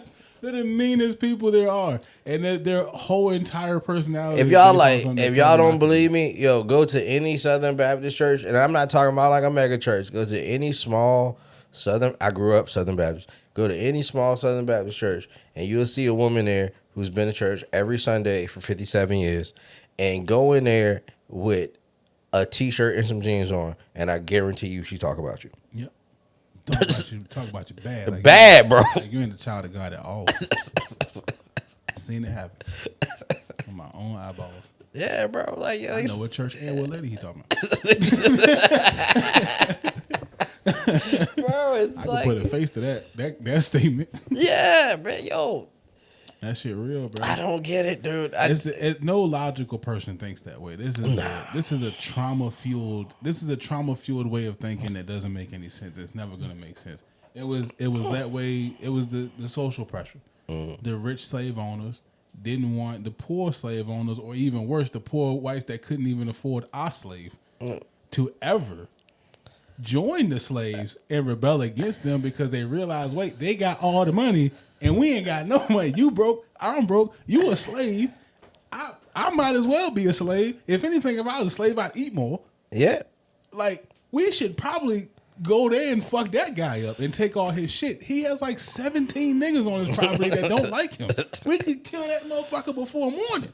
Yeah. They would never let that happen. So the social thing, the social pressure is black people are dirty. Well, they're less than, right? They're below you. They're beneath you. They're not. They're only one fifth of you. They're not really human. They're not. Yeah. They're like animals. They're property. It's like owning a wrench. That's psychologically they start feeding that to all the white folks, even the poor ones. Yeah. And then you let the social pressure do the same because now grandpa taught that to the grandson. Draco Malfoy. Draco Malfoy. Hey, you got to my point right as I was getting to that joint. And that's how we get the Malfoy family.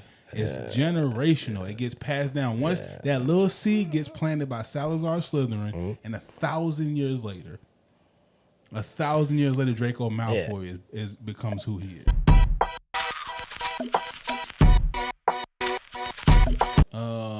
Number one, maybe I'll rapid fire a couple of these.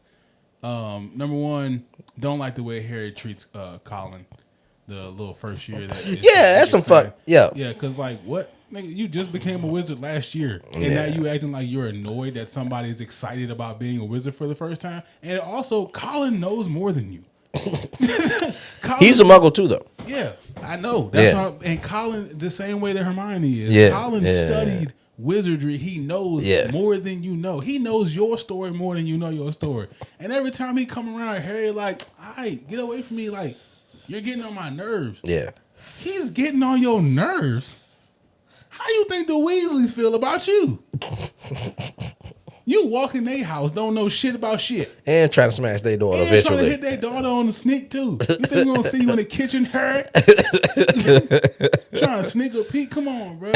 The nerve of you. Yeah. You've been a wizard for 1 year, 9 months. 5 minutes. You can't even do magic outside of school. So literally for 7 months, you got to be a wizard, and then you went right back home to be a regular dude. Yeah. You got the nerve to treat Colin like he... Yeah, he treated that boy pretty trash, bro. And then he got pissed. When all he wanted to do was take pictures. And And then all that for my boy to get petrified. Facts. And all he want to do is take a pill. You don't even. You know what's crazy? When they brought everybody back, they don't even bring him back up. They never mention him again. He comes back up again in the next book. He's not super important. Yeah, I get it, but there's a scene where you couldn't even bring him back as a scene after he got back and Harry realizes how messed up he is. Yeah, like say sorry for being. Yeah, be like, you want to know what? Yeah, I rock with you, kid. You can be cool with me whenever you want, bro. I know you got a lot going on, bro, and I know it was a stressful time, but bro, you could have had a little bit of I was just you not that long ago. So let me not be Harry's an asshole. Anyway. Yeah, it's for you YNs who get 5,000 followers and think you famous. Right. Bro, you was just. And when people just want to approach you, be like, yo, I like your stuff, bro. And you be like, yo, nah, I'm not on that type of time, going somewhere. Bitch, I don't want a picture. I was trying to. Yeah, you renting a watch too, nigga. Yeah, but who turns the next week? Stupid. Anyway, all right, but another rapid fire one. I just wish the Death Day party happened. I know I mentioned it last week, but it's actually in this book. Yeah. In this book. I got a question though. Yeah. Why? Why is it so important to you? I just think it would have been cool to see. Oh, all the ghosts and stuff. All the ghosts together and peas and the food that the rotten food. Is it the Bloody Baron? Is that his name? The Bloody Baron's the. I am mad he is not in the book because he is such a antagonist against Nearly Headless Nick. Yeah, I wish he was in the movies. He was in the book and yeah. Yeah, that's definitely a funny character. Well, he's the antagonist for all the ghosts. Yeah, because all the ghosts are scared of the Red Baron. Every single one of them. They should have put him in the movies. Because every time somebody get ready to do something, somebody threatens them to go get the Baron. Yeah, and they all stop. Nah, it was nice. You start to realize why Nearly Headless Nick rocks with Harry Potter. Right. That's another reason why I wanted. He was like, don't nobody ever show up to these parties. No living people ever come here, and it's not the first time that it's mentioned that Harry Potter is a strange wizard. No, he is. He really, and that's because he doesn't know, right? Yeah, it's perspective. I didn't grow up in this. I don't know how to be racist. I don't know how to hate you because I didn't even know you existed. Yeah. I'm just me. I didn't know that I'm supposed to not like you. I didn't know I was supposed to treat you like a slave because you a house elf. Yeah. I didn't know what a house elf was. Or treat a ghost like a non-entity. Yeah, or treat you like you don't exist because you a ghost. I don't. Everybody else knew that. I didn't know that. Like Mona Myrtle. That's why she rocked with Harry. It was oh, you're nice to me. Yeah, exactly. Another one. Luna Lovegood.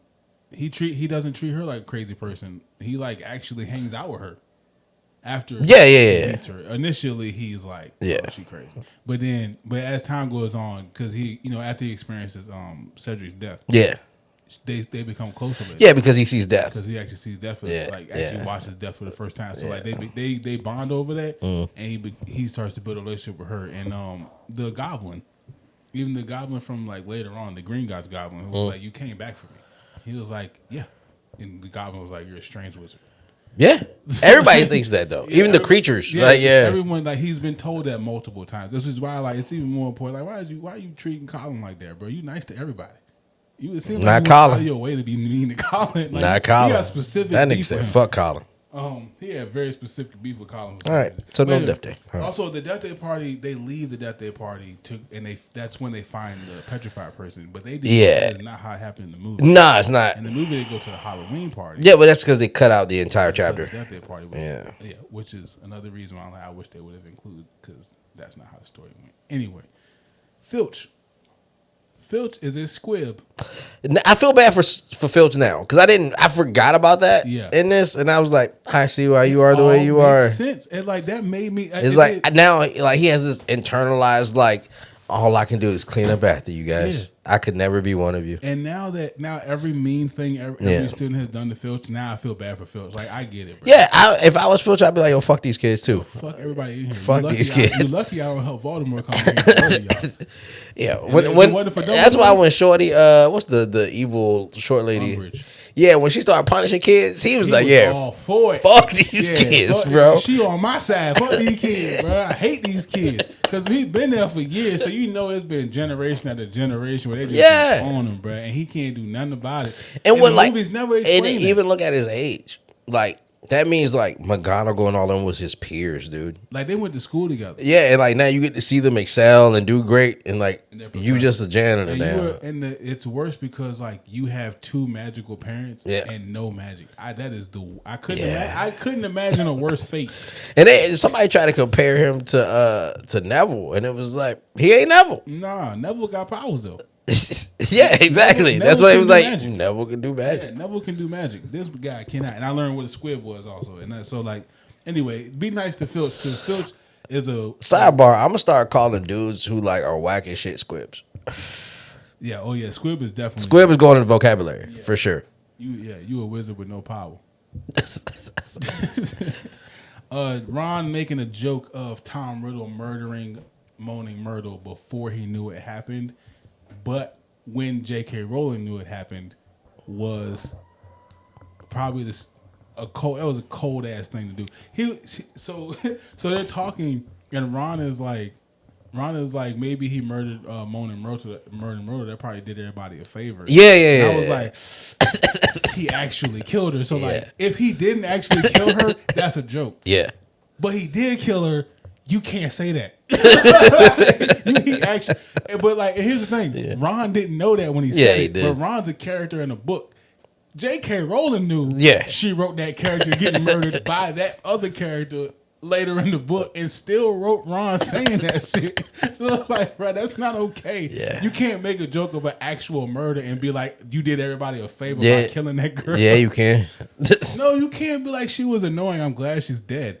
That's basically what he said without knowing he was saying it. Yeah. Because he didn't know she was the girl that got murdered yet. Yeah. He was just talking shit. Yeah. But J.K. Rowling for sure knew what she was writing. Like, she could have picked a different character. Yeah. That doesn't die later. Or at least isn't murdered by Tom Riddle. But I just thought it was funny that like lady, you knew that you did that later, so why would you say that? Anyway, never trust a spider. End the story. If you know, you know. If you know, you know. Never trust a spider. That nigga said, I can't allow you to leave when you walk in here so willingly. I cannot. What do you mean willingly, bitch? I did not come here willingly. Hagrid I was told me to come through here because he fuck with you. Yeah. Okay. Jenny steals the diary, never put in the movie. Oh, yeah, from the room? Yeah. Yeah. Jenny stole I think it was diary. just assumed in the movie. It just got assumed. But here's the thing. Why would I assume that? Because she ends up with the diary in the chamber. Right. She ends up with the diary in the chamber. Yeah. But for all we know, the diary just apparated there. Yeah. Tom Riddle just moved the diary. We don't know how he's moving the diary. We don't know how he's transferring from one person to the next until he tells us later. Yeah. But we have no idea how that diary moves around the school. I feel like that was a big problem for you. It is. Because I watched all these movies 100 It's such times. a small detail. It's not that small though, because it's a big chunk of that chapter. Yeah. And her sneaking around to steal the diary. Yeah. Is something. It's significant. It happens like that's a thing that happens. You know what's wild though? What's funny? She stole the diary back because she originally had the diary. Harry got it after she tried to throw it away in the bathroom. Yeah. And then she finds out Harry has it, and then steals it. And the reason why she stole it because she didn't want Harry to read it. It's like she didn't know that her words disappeared. And like she didn't want Tom to be telling her Harry's secrets, even though he told him anyway. Yeah. But it's just like that young childhood innocence. Like she wasn't stealing it to save anybody but herself. Right. She was like, I got a crush on this dude, and I'd be damned if he know I feel bad about being poor. Even though he comes to my house. It's like Jenny overall had way higher stakes. She was way more a part of this story than what the movie. Like the movie had to like give her as much screen time as they could to establish that she was part of this. But the book, she's integral. Yeah. She is literally the whole story. Yeah, now what's wild though is how it's never explained in the book nor the movie, but like. How did Lucius Malfoy knew that she would interact with that diary? I don't know. I think that it never being explained, I could assume that it was more random than like or like his instructions were, or maybe his intentions were to get the diary to Harry. Honestly, I don't even think it was that. I think it was because the reason why he gave her the diary in the first place because he was trying to get rid of the shit because they was raiding houses. That's what it was. Oh, he was just trying to get rid. He was trying to get rid of all the dark art stuff that he had in his crib. Just like people who own Nazi memorabilia trying to get rid of it because it's illegal to own in Germany to own Nazi memorabilia. Because he wouldn't have known. Because he went to that old like pawn shop type shit to like get rid of the shit. He didn't know Voldemort was even coming back. Yeah. And he told Voldemort that. He's like, I had no idea that you were like, if I did, I would have came and found you. Yeah. And Voldemort thinks he's lying, but he's telling the truth. Yeah, he's truly just ignorant. Like, truly, I really did not know. If I would have known, I would have. First of all, I don't want to be here with these people. Yeah. Like, I don't want to work for the ministry. I don't want to be around these fucking pores. They're touching me. Like, they touched my cane the other day. Yeah. My house wealth is gone. This little white boy you left out here is fucking up my life. If I knew you was back, yeah, I'd have been smoking shit out here. I wish I knew. So yeah, you might be right. I think he was dumb. He's like, oh, I got this on me. He was trying to get that joint. Oh, that's why he grabbed the book. Yeah. Slid that joint right back. I don't think he gave a fuck what happened to her. Nah, he didn't. He didn't care what happened after that. Nah. You take that dark ass shit. Oh, and for him, it probably wasn't even a magical artifact. It was just like, this used to be Voldemort's diary. Yeah. And I own it. He might not even know what it does. Yeah. He might not have any idea. He might have never even tried to write in it. Yeah. He could just have he probably too bitch made to even attempt to write in it. He's so scared of Voldemort. Could you imagine if he did, though? The story would have ended in book 2. Yeah. It would have been over. Because he would have just went to the chamber and just... He literally would have just wrote, it'd be like, is this Voldemort? Like, it is. What do you want me to do? Like, this is Lucius. Oh, tell me what to do. Who I kill? Appointment. Where's the chamber? Anywhere. I don't give a shit. Tell me what to do. I got you, bro. I will literally kill everyone in that school right now. Tell me.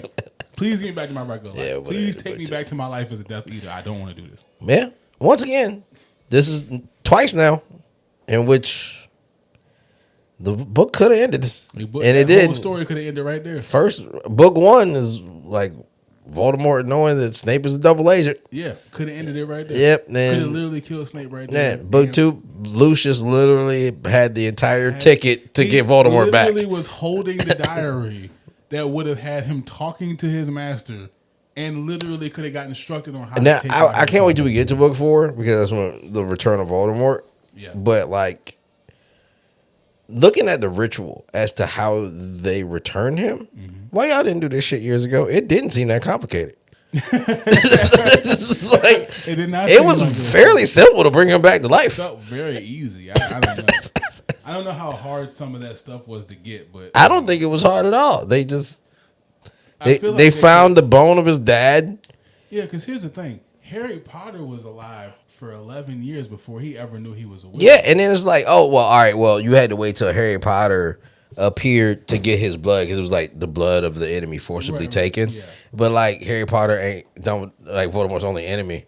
That's number 1. Number 2, it would have been real easy to walk up on 4 Privet Drive. It's like, yo, give me the kid. That's what I'm saying. Give me the kid, bro. First of all, and they would have gave him. The Dursleys would have gave him to you first and foremost. But even if they didn't give him to you, yeah, he had no idea you existed for 11 years. Yeah, you could have walked up on him at the grocery store and just been like, and left. Now maybe there were. I'm sure there were probably enchantments and protections and people watching out for Harry the whole time. Watching him all the time. But be for real. You know what I'm saying? We talking about Voldemort, the most influential bad guy of all time in the Wizarding world. Like he bewitches people. He controls them with fear. He tortures them. Like people do what Voldemort wants them to do. Yeah. He could have found one person in 11 years to accidentally get this nigga some blood. I'm sure Harry had a nosebleed at least once. Honestly, I can't wait to get to like Order of the Phoenix too. Yeah. Because like in the movies, it makes it seem like all the evil people in the Order are like for Voldemort. Like what's the shortly I can't keep remembering her name. The evil one that makes people write on their skin or whatever. Oh, Umbridge. Yeah, it makes it seem like she's like a deaf, and she's not. She's not. It's just like the ministry is for the ministry. Yeah, the government is only for the government and what's best for the government. The government is its own antagonist that is separate from the main antagonist. They're not Death Eaters. They're just assholes. Yeah, they're bureaucrats that are. They're only interested in bureaucratic things. Like Cornelius Fudge's whole thing is he's terrified of having his job taken away because he doesn't want to lose his power. You know what I also didn't realize? Why Harry Potter kept getting this is skipping ahead, by the way, but like why Harry Potter kept getting jacked up by the Azkaban guards, The Dementors. Dementors. I finally realized why he kept getting like harassed by them and like them trying to steal his soul. And that's because part of Voldemort's soul is in him. And that's why they kept attacking him, trying to get that from him. Speaking of Voldemort's soul, and like him putting it in different places, him putting his soul into Ginny Weasley during that time where they were. Does it make her a Horcrux?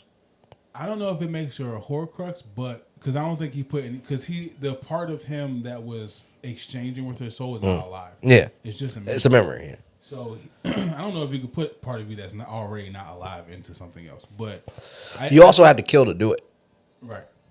Or at least try. No, you have to kill someone to do it.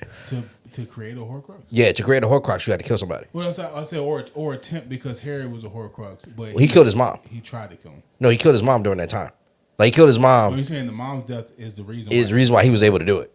Oh, I thought he became a Horcrux because he tried to kill him and he wasn't successful. Nah. So that's why he's alive. Yeah, killing his mom in front of him was able to separate his soul again. Well, what I was saying is that Ginny becomes very powerful later on in the series. Like there's in other books and like in the movies and stuff, she becomes like magic comes really easy to her. Yeah, and like she's one of the fastest one to learn defense and dueling, and she fights some pretty big.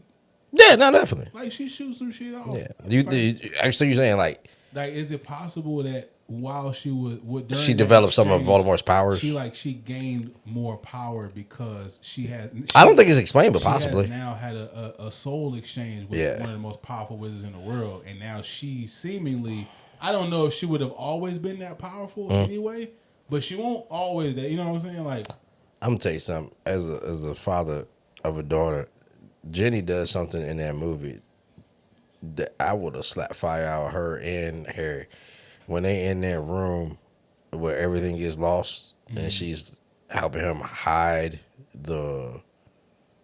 he had to hide something that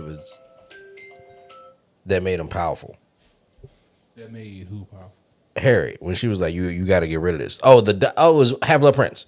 And Half-Blood Prince, when she was like, yo, you got to get rid of this book. Oh, the book that, with all the... Yeah, when she was like, I can hide it. You can hide me in here, too. And then kissed on Harry. I forgot about it. That fast ass. Like, so fast ass back in the house. What is you doing? Go on back in the crib.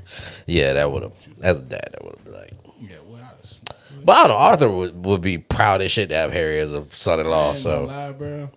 And the mom, like they all love Harry. If you're gonna have anybody be your son-in-law anyway, Harry Potter. Harry Potter, bro. Yeah, for sure. I'd take Harry Potter. The boy rich and famous. He's rich. Like what he said, coming to America, the man has his own money. Facts. The boy was. You hit the mother load with this one. Yeah, last thing was we already touched on. Tom Riddle is actually a mudblood himself, so he's a self-hating mudblood. Yeah. I learned in the book, I didn't realize he had a non-magical parent. An Uncle Tom, if you will.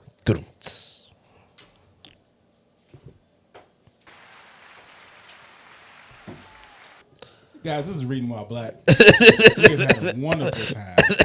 I don't got nothing else after that. That was the top... Nigga, I ain't got nothing else to say. Yeah. This is Reading While Black. Thank you for coming through, man. We appreciate it. Such a good time with Chamber of Secrets. Yeah. I wrapped that bad boy up with the prettiest bow I've ever seen. And next time you see us, we will actually be switching from the Harry Potter series to the beginning of a new series called Children of Blood and Bone by Tomi Adeyemi. It's just a brief description. It's like the Black Harry Potter. It's about this young woman in Africa who is rediscovering magic to bring magic back to her village, which has been, overly controlled by the mage. So it's a dope concept. I'm excited. This book was recommended originally by my sister and then co-signed by my son, who read it in school. Yeah, I've read it already, and I've read the second book as well. It's really good. Ty loves it as well. And there's a new show coming out with Regina King, and just about every other black actor and actress you could think of is going to be in it. It's like Wakanda Part 2. And yeah, I'm excited to read it. I'm excited to get started on that. We will return back to Harry Potter with book 3, 4, 5, 6, and 7 eventually over time. We just don't want to overwhelm you with Harry Potter. Facts. The whole time. So we'll get back to Harry Potter. Even though J.K. Rowling's for the people. Yeah, she for sure for the people. Yeah, I'm glad we started our black podcast off with these black ass wizards. Anyway. Don't forget to like, share, please subscribe to Reading While Black podcast. Subscribe. We're available on all platforms that way you can get your favorite podcast from. Spotify, YouTube, Apple Podcasts. Also check out our short form content and the version of shorts and reels. Instagram. Please comment, discussion. We're all for open discussion here. As you can see, we go on tangents with our points. As always, please give us your book recommendations in the comments so that we can read what you read, and maybe you can come talk to us. And maybe my sister will come talk to us about the book she recommended when we see her. So yeah, who knows? Maybe we'll have a guest here for the first time. That would be awesome. Honestly, I would love for us to have a guest. Once again, I'm Ty, aka Bibble. You can follow me on Instagram at Mr. Night Night, on Twitch randomly at Bibble Skibble. He plays video games as well. I do play video games. Yeah, very good. And I am, of course, I'm Chaz or Youth, depending on where you know me from. And you can follow me. Don't follow. Follow Ty. Follow Ty. Follow the podcast. I'm gonna tell you like this: if you follow me, I'm not famous or nothing, and I'm not one of those niggas. But I'm not big on socials. I'm a grown man, and I got a lot of kids, so I don't do social as well as I should. So I don't post a lot. But you can follow me. By all means, follow me. Yeah, don't follow me. That's okay. Follow the podcast. Subscribe on YouTube. Yes. Please go subscribe. Subscribe on YouTube, and also download the episode to your phone. If you got Apple Podcasts or Spotify, you could definitely download it. Hit the download button on it. You do not have to go listen to it. I'm not asking for an hour of your time. If you can give me 30, 40 seconds to watch a clip and like it and comment and tell me what your favorite book is, I'm perfectly fine with that. You don't have to consume the whole hour all at one time. But if you download it, that really, really helps us because it shows people that other people care about what we got going on. And the more people we can show care about what we're doing, the more opportunities will open up for us to do it even bigger and for more people. So please subscribe to YouTube and make sure you try to download the episode on your Apple Podcast. And who knows? If you leave a comment, we may address it on the next episode. Yeah, we might shout you out too, man. We're trying to build a community around this, and we definitely want you guys to be a part of it. And a lot of friends and family already are. We appreciate it. Yeah. Let's keep this thing going, man. I want to do this forever. I want to read all the books. All right, I'm signing off. Love you guys. Be easy. Everybody be good to one another. Be safe, man, and enjoy your life. You only got one of them.